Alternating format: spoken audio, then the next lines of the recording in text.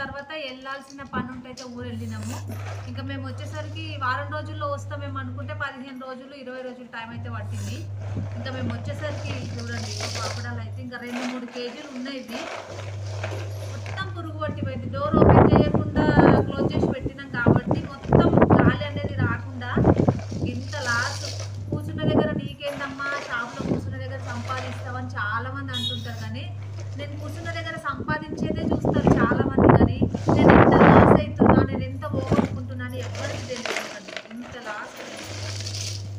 ఒక కేజీకి ఒక 5 రూపాయల చొప్పున లాభం చూసుకొని అమ్మితే 5 రూపాయలు లాభం చూసుకొని అమ్ముతున్నావా అని అంటారు. కానీ ఇప్పుడు నేను 3 కేజీలు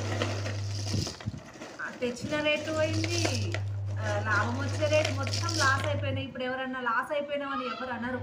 2 రూపాయలు ఎక్కువ అమ్మితే మాత్రము ఎక్కువ అమ్మినామని మాట్లాడతారు, కానీ ఇంకా లాస్ అయినప్పుడు ఎవరు ఆలోచించారు ఫ్రెండ్స్. అందుకే ఎవరి గురించి పట్టించుకోవద్దు, మన పని మనం చేసుకోవాలి. ఇష్టమైన వాళ్ళు మన దగ్గర క్వాలిటీ బాగుంటే కొనడానికి వస్తారు, లేదంటే ఇష్టం లేని వాళ్ళు వెళ్ళిపోతారు. అంతే తప్ప వాళ్ళు ఎక్కువ అమ్ముతున్నాము అన్నారని చెప్పేసి మనం లాస్ట్కి అమ్ముకుంటే ఉన్నది పోతుంది, ఉంచుకున్నది పోతుంది.